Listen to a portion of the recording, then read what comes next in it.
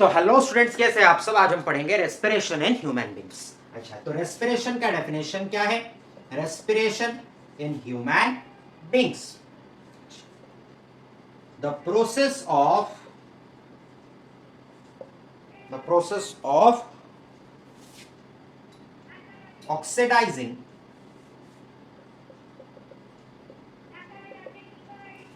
food to produce energy is called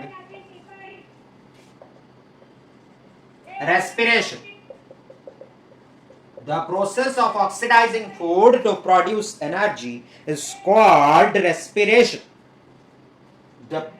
Okay.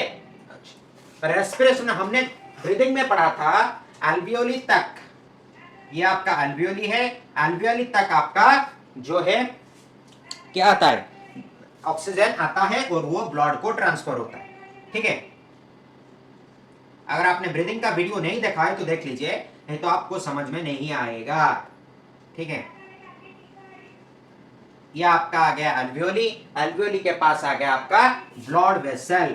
तो यहाँ पे है कार्बन डाइऑक्साइड इधर से इधर जाएगा और एल्वियोली से ऑक्सीजन इधर से इधर तक आएगा।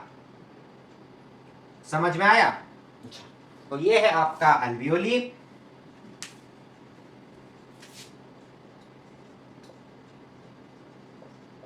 और ये है आपका ब्लड वेसल। अब ये ब्लड वेसल हार्ट के थ्रू होते हुए हमारे जो ऑर्गन्स है उनके तक पहुंचेगा। तो हार्ट तक क्यों जाएगा? क्योंकि अगर हार्ट जो है वो ब्लड को पंप नहीं करेगा तो वो इधर से लेकर, अगर हम मान लीजिए अब वो ब्लड वेसल आपका पैर तक जाता है, पैर में एक उंगली तक जाता है, तो वो पंप अगर नहीं होगा तो वो नहीं जा पाएगा। या ब्रेन तक जाता है, वो इधर से इधर तक ब्लड फ्लो कैसे करेगा? ग्रेविटी तो उसे नीचे खींच रहा होगा ना, तो उसे पंप करना पड़ेगा। पंप करने के लिए हमारा जो सिस्टम है, पंपिंग सिस्टम है, जैसे आपके घर में पानी उठाने के लिए यह पंप जो आपका मटर पंप यूज करते हैं, वैसे हमारा बॉडी का पंप है हार्ट। ठीक है, तो हार्ट से होते हुए कैसे रेस्पिरेशन होता है और वो सेल तक पहुंचता है, वो अभी हम देखेंगे। ठीक है, तो अभी जो हम पढ़ेंगे वो है एल्वियोली से लेकर हार्ट तक कैसे ब्लड जाता है, वहां से ब्लड कैसे पंप होता है और पंप होकर फिर सेल तक कैसे पहुंचता है। ठीक है, तो ये देखिए, ये है हमारा हार्ट, ये है हमारा हार्ट। समझ में आ रहा है? हार्ट का ये है 4 पार्ट्स, वो आप आगे ट्रांसपोर्टेशन में पढ़ोगे, अभी याद रखिए जस्ट। ये है एक हार्ट का एक चैम्बर, दूसरा चैम्बर, तीसरा चैम्बर और चौथा चैम्बर। तो हार्ट में क्या होता है, इधर से जो है ब्लड आता है और पंप आउट होके इधर से होते हुए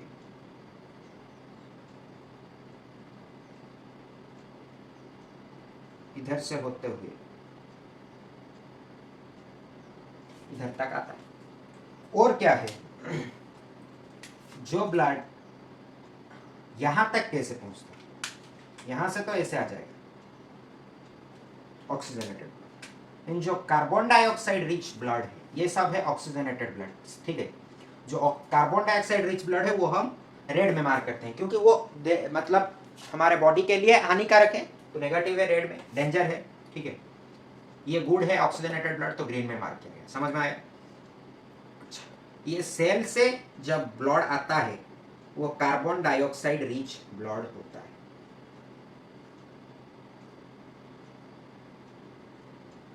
इधर तक आए, फिर इधर से वैसे ही पंप होके एल्वियोली तक, इधर से एल्वियोली तक रीच किया, यहाँ पे जो भी होना था वो हो गया, और वो फिर ऑक्सीजनेटेड ब्लड होके हमारा जो एल्वियोली है उसने ऑक्सीजन यहाँ पे भेजा। ऑक्सीजनेटेड ब्लड जो है यहाँ पे, ऑक्सीजनेटेड ब्लड इधर से होते हुए हार्ट की राइट ऑट्रियम से, राइट वेंट्रिकल से, लेफ्ट ऑट्रियम से, लेफ्ट वेंट्रिकल से होते हुए आपका जो है आर्टरी से जाते हुए सेल तक पहुंचा। ठीक है, तो ये आपका हो गया आर्टरी, इसमें हम ग्रीन, अच्छा इसमें बाद में आर्टरी तक पहुंचा, आर्टरी से जाते हुए सेल तक पहुंचा, ये आपका सेल है। ये जो ब्लैक कलर का मार्क किया ना मैंने, ये सेल है आपका, ठीक है। अच्छा, और सेल से जो भी कार्बन डाइऑक्साइड रिच ब्लड है वो आपका वेन से आते हुए राइट वेंट्रियम से होते हुए राइट वेंट्रिकल को जाते हुए फिर आपका अल्वेओली तक पहुंचा, फिर वो ऑक्सीजनेटेड ब्लड हो गया, अल्वेओली उसका ऑक्सीजन दे दिया, उससे कार्बन डाइऑक्साइड ले गया। ये जो साइकिल है वो चलता रहता है बॉडी में, ठीक है, वो एक साइक्लिक प्रोसेस है। लेकिन यहाँ पे जो ऑक्सीजन आया वो क्या किया सेल में, ये आपका जो है ये है आपका सेल। तो उसमें ये है आपका सेल वॉल, ये है साइटोप्लाज्म, सॉरी एनिमल सेल में सेल वॉल नहीं होता है, ये जो भी है आपका ये सेल हो गया, तो उसमें आपका आ गया सेल वॉल साइड जो सॉरी जो भी सेल ऑर्गेनेल है, न्यूक्लियस है, साइटोप्लाज्म है, माइटोकॉन्ड्रिया है, गोल्गी एपरेटस है, जो भी है वो आ गया। और हमारा यहाँ पे सेल पे जो काम है वो है माइटोकॉन्ड्रिया पे। क्यों माइटोकॉन्ड्रिया, हम रेस्पिरेशन क्यों करते हैं, एनर्जी पाने के लिए। एनर्जी किससे पाएंगे हम, फूड मटेरियल से। लेकिन फूड मटेरियल से एनर्जी हमें जनरेट करके कौन देगा, सेल देगा। तो सेल को देगा, तो सेल किधर से पाएगा, सेल का जो एनर्जी हाउस है वो क्या है, माइटोकॉन्ड्रिया है। तो वो माइटोकॉन्ड्रिया अभी हम ड्रा करें,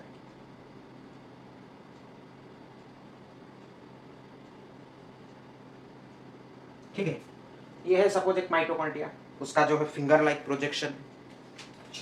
अब ये आपका आ गया एटेल, यहाँ पे हमने देखा वो लेफ्ट साइड भी हो सकता है, कोई नहीं, हम इधर से राइट साइड पे किए। सपोज वो ऐसे आके ऐसे मुड़ा, यहाँ पे एक सेल है, ऐसे आके ऐसे मुड़ा, तो यहाँ पे वो आर्टरी हो गया ना लेफ्ट साइड पे, ठीक है। तो उसका कुछ नहीं, आर्टरी यहाँ पे आ जाएगा और वेन इधर हमारा यहाँ पे आ जाएगा।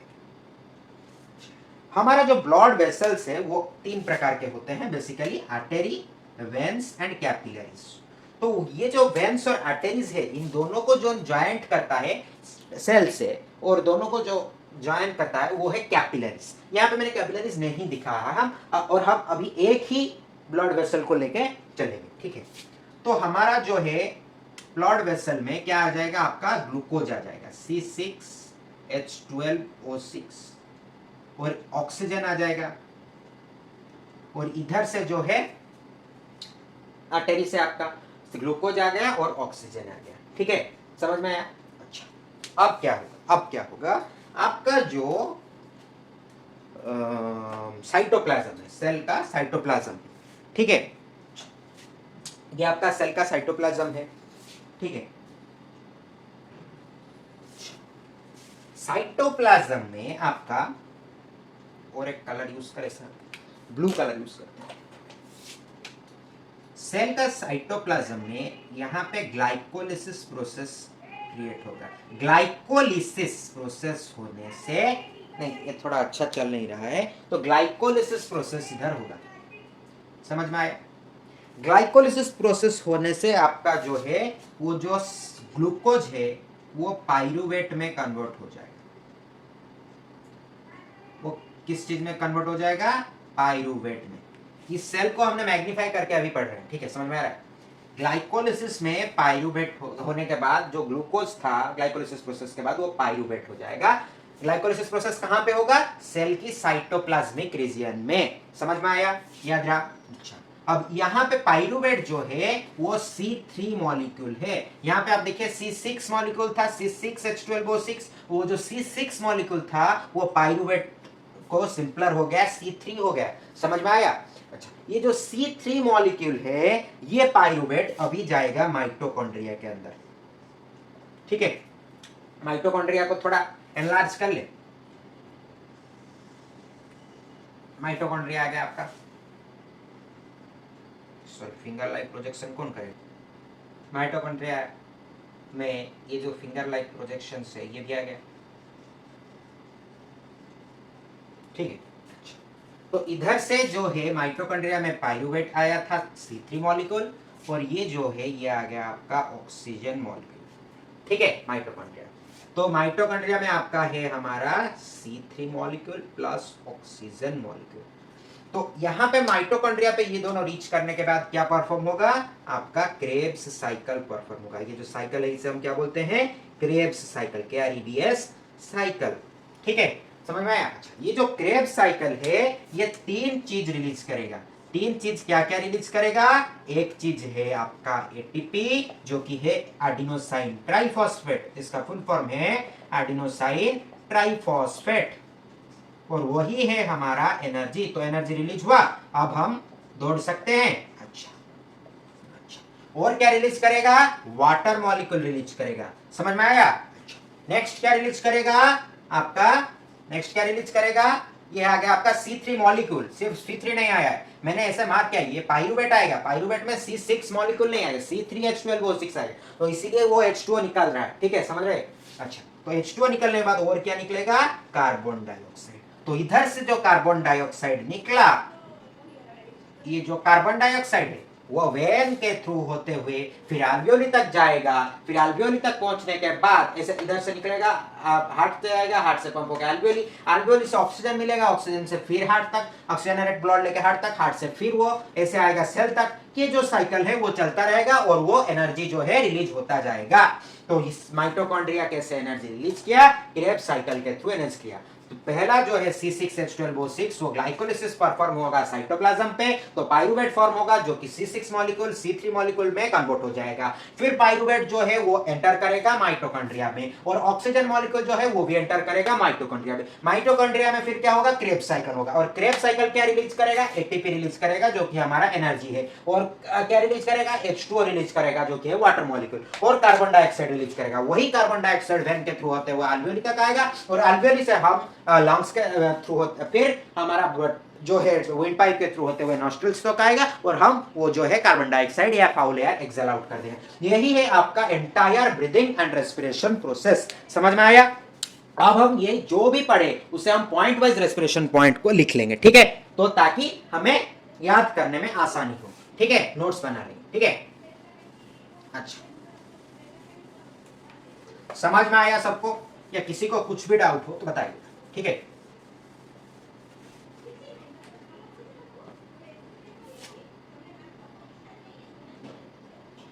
रेस्पिरेशन,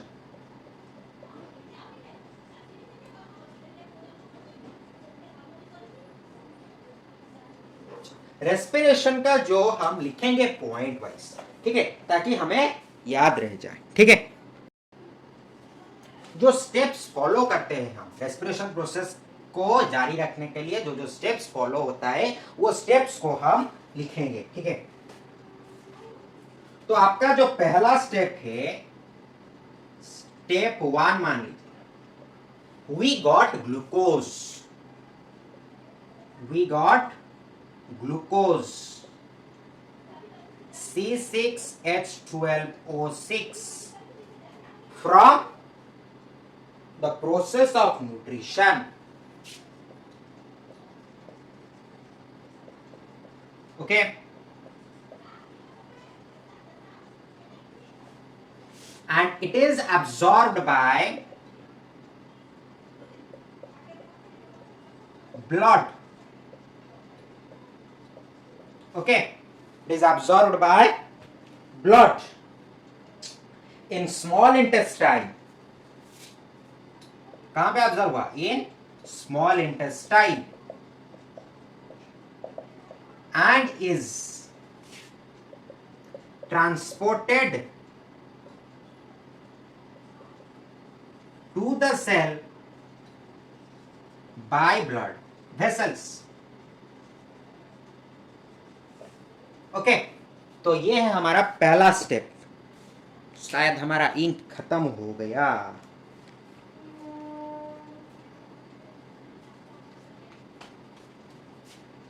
स्टेप 2, स्टेप 2 में क्या होगा?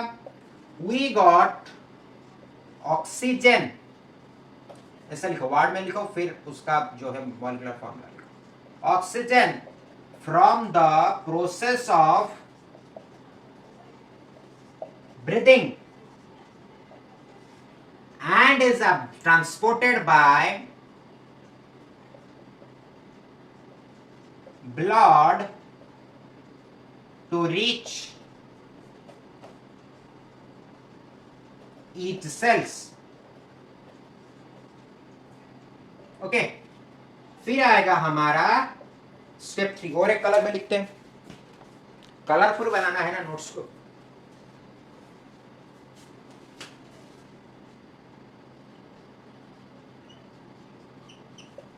In the cytoplasm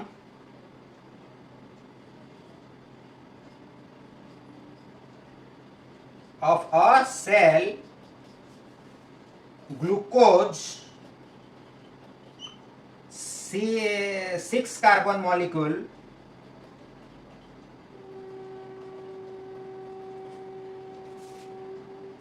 is broken down into simpler substances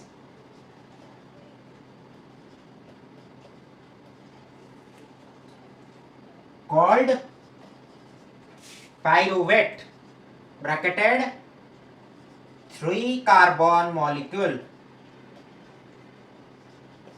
Okay, by the process of glycolysis.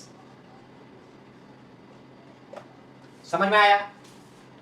अब तक समझ में आया? अच्छा, अब हम लिखेंगे step 4।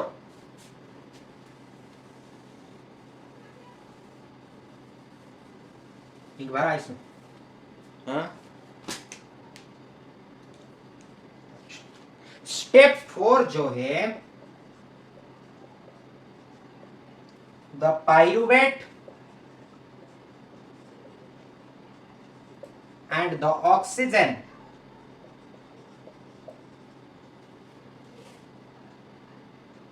is moved to mitochondria। ठीक है, आप सीक्वेंस समझ रहे हैं कि नहीं? माइटोकॉन्ड्रिया जो समझाया वही मैं वर्ड पे लिख रहा हूं। ठीक है, अब आएगा step 5। Red pen they.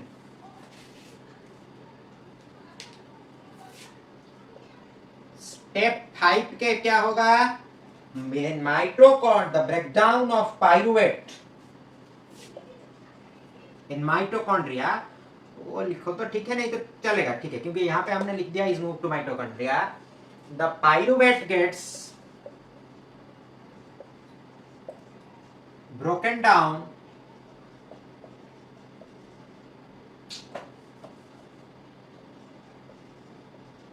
into gets broken down using oxygen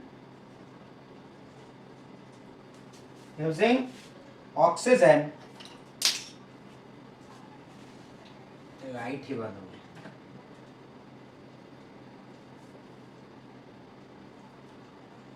The pyruvate is broken down using oxygen in the mitochondria, and the process is called Krebs cycle. Okay, अब लिखेंगे point number 6।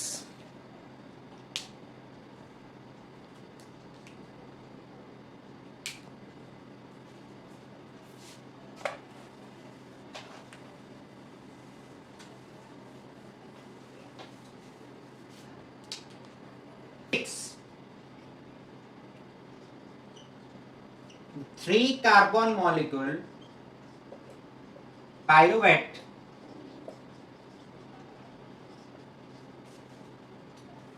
breaks down to produce ATP adenosine triphosphate,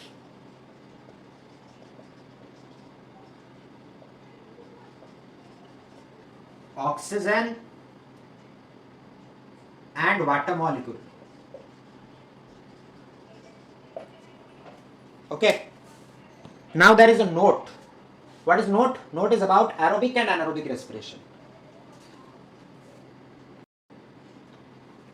Note that but sometimes we lack or found absence of oxygen molecule in the case the pyruvate doesn't produce much energy but produces lactic acid that causes muscle cramps. This is an example of actually anaerobic respiration. What we read till now was aerobic respiration, but anaerobic respiration takes place where we lack oxygen. When an athlete runs for more distances and gets unable to take oxygen, then he or she are found to have he or she are found to have muscle cramps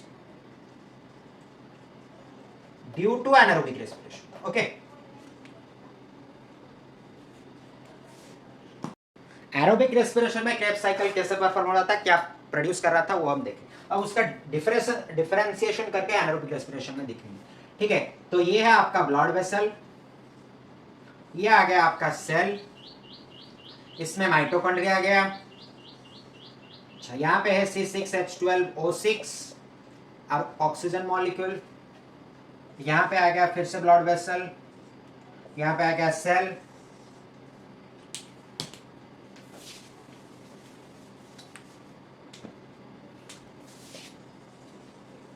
cell में आपका आ गया mitochondria with finger like projections.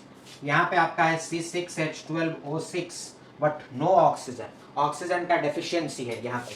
ठीक है, deficiency of oxygen molecule. So इधर से जब C6H12O6 आया, same process by glycolysis inside the cytoplasm, glycolysis inside the cytoplasm. और इधर आपका आ गया पाइरुवेट 3 कार्बन मॉलिक्यूल, फिर इधर भी आ गया पाइरुवेट 3 कार्बन मॉलिक्यूल. अच्छा, यहाँ पे पाइरुवेट आपका माइटोकॉन्ड्रिया में आ गया, ऑक्सीजन भी माइटोकॉन्ड्रिया पे आ गया. ये क्रेब्स साइकिल फॉर्म किया. क्या फॉर्म किया? क्रेब्स साइकिल फॉर्म किया. और क्रेब्स साइकिल फॉर्म करके क्या रिलीज किया? एटीपी रिलीज किया, वाटर मॉलिक्यूल रिलीज किया और कार्बन डाइऑक्साइड रिलीज किया. ये कार्बन डाइऑक्साइड ब्लड वेसल में चला जाएगा. लेकिन यहाँ पे पाइरुवेट आया और ऑक्सीजन की डेफिशिएंसी है. क्रेब्स साइकिल परफॉर्म हुआ, क्रेब्स साइकिल परफॉर्म हुआ. क्रेब्स साइकिल क्या रिलीज किया? एटीपी रिलीज किया. एटीपी रिलीज किया और क्या रिलीज किया? मैंने इसीलिए लिखा था मच एनर्जी रिलीज नहीं करेगा. यहाँ पे जितना एनर्जी रिलीज होता है वहाँ पे उतना नहीं होगा. सपोज यहाँ पे 3 जूल का एनर्जी रिलीज होता है, वहाँ पे 2 जूल या 1 जूल का एनर्जी रिलीज होगा. लेकिन एटीपी रिलीज होगा मतलब एनर्जी रिलीज होगा. ठीक है, और एनर्जी रिलीज होगा और क्या रिलीज होगा? हाइड्रोजन रिलीज होगा और कार्बन रिलीज होगा. क्योंकि ऑक्सीजन मॉलिक्यूल नहीं है तो वाटर नहीं हो पाएगा और कार्बन डाइऑक्साइड नहीं हो पाएगा. और यहाँ पे नहीं होने के कारण पाइरुवेट जो है वो क्या रिलीज करेगा? पाइरुवेट जो है वो लैक्टिक एसिड रिलीज करेगा. क्या रिलीज करेगा? लैक्टिक एसिड रिलीज करेगा. और वो लैक्टिक एसिड मसल क्रैम्प का रीजन है. मसल क्रैम्प्स होने का रीजन है आपका बॉडी में ऑक्सीजन की कमी है और वो लैक्टिक एसिड, पाइरुवेट ने लैक्टिक एसिड फॉर्म कर लिया और आपके बॉडी में मसल क्रैम्प आ गया. ठीक है, तो ये वाला जो है ये है आपका एनएरोबिक रेस्पिरेशन और ये है आपका एरोबिक रेस्पिरेशन. समझ में आया एनारोबिक और एरोबिक में डिफरेंस? यहाँ पे ऑक्सीजन नहीं है, डेफिशिएंसी ऑफ ऑक्सीजन. यहाँ पे सफिशिएंसी ऑफ ऑक्सीजन. यहाँ पे देखिए सफिशिएंसी ऑफ ऑक्सीजन, यहाँ पे डेफिशिएंसी ऑफ ऑक्सीजन. समझ में आया? ये एरोबिक और एनारोबिक में डिफरेंशिएशन पता चल गया. अच्छा, अब हम लिखेंगे रेस्पिरेशन प्रोसेस का जो डेफिनेशन क्या है. रेस्पिरेशन प्रोसेस है, हमने क्या लिखा था रेस्पिरेशन का definition? Oxidation of food to produce energy. Oxidation of food to produce energy. Oxidation of food यानी कि ऑक्सीडेशन और रिडक्शन रिएक्शन परफॉर्म होता है रेस्पिरेशन में. आपको जानना पड़ेगा ऑक्सीडेशन और रिडक्शन रिएक्शन क्या है. सिंपली मैं समझा रहा हूं. ऑक्सीडेशन और रिडक्शन रिएक्शन केमिस्ट्री में आपको पढ़ाया जाएगा, लेकिन फिर भी मैं बता दे रहा हूं. ऑक्सीडेशन और रिडक्शन रिएक्शन में आपका जब एडिशन ऑफ ऑक्सीजन और reduction of hydrogen is called oxidation. Addition of oxygen or reduction of hydrogen is called oxidation. Addition of hydrogen or reduction of oxygen is called reduction. Addition of oxygen, reduction of hydrogen. मतलब ये simply समझिए, O2 plus H2 minus. Minus का मतलब समझिए वो निकाल दिया जा रहा है, वही है ऑक्सीडेशन. यहाँ पे H2 प्लस H2 को ऐड किया जा रहा है और O2 को निकाल दिया जा रहा है, थ्रो आउट किया जा रहा है. नहीं, आपको आरो मार्क देना पड़ेगा, नहीं तो गलत समझेंगे. ठीक है, तो ये है ऑक्सीडेशन, ये है रिडक्शन। समझ में आया? ऑक्सीजन ऐड हो रहा है मतलब ऑक्सीडेशन, वहां पे हाइड्रोजन निकल रहा हो ना निकल। रिडक्शन मतलब हाइड्रोजन ऐड हो रहा है। समझ में आया? यही है आपका ऑक्सीडेशन और रिडक्शन रिएक्शन सिंपल फॉर्म। अब हम पढ़ेंगे उसका जो रेस्पिरेशन का जो भी आपका केमिकल इक्वेशन है। रेस्पिरेशन का केमिकल इक्वेशन क्या है?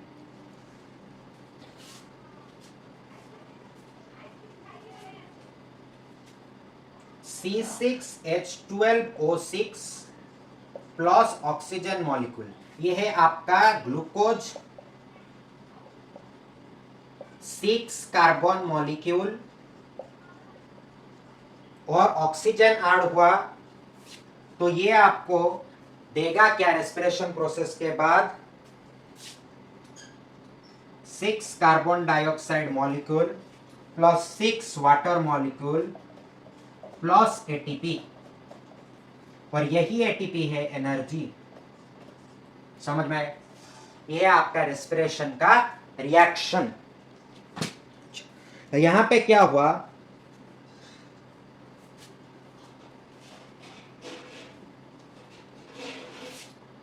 और एक कलर ले, CH और O का जो बॉन्डिंग था वो यहां पे ब्रेक हो गया।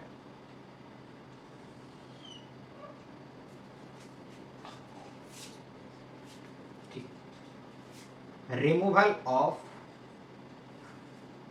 हाइड्रोजन। मैंने क्या बोला अभी? रिमूवल ऑफ हाइड्रोजन मतलब, रिमूवल ऑफ हाइड्रोजन मतलब ऑक्सीडेशन। तो इसलिए हम बोलते हैं रेस्पिरेशन का डेफिनेशन है oxidation of food to produce energy. यहां पे आप लिख सकते हैं ऑक्सीडेशन ऑफ फूड के पास यानी कि ग्लूकोज, ब्रैकेट में oxidation of food glucose to produce energy, यहां पे ब्रैकेट में लिखेंगे एटीपी, तो वो होगा और भी मार्क पे। समझ में आया? समझ में आया? तो ये था रेस्पिरेशन और ब्रीदिंग। नेक्स्ट क्लास में हम जानेंगे रेस्पिरेशन और ब्रीदिंग का जो इंपॉर्टेंट पॉइंट्स है, यानी कि जो इंपॉर्टेंट टर्म्स हमने यूज किया उसका डेफिनेशन, और कौन से कॉम्प्लेक्स सब्सटेंस ऑक्सीजन के प्रेजेंस में क्या देता है, कौन से कॉम्प्लेक्स सब्सटेंस ऑक्सीजन के एब्सेंस में क्या देता है, इसका एक फ्लो चार्ट बताएंगे। ठीक है, वो पढ़ेंगे हम नेक्स्ट क्लास में। इसी के साथ धन्यवाद, थैंक यू।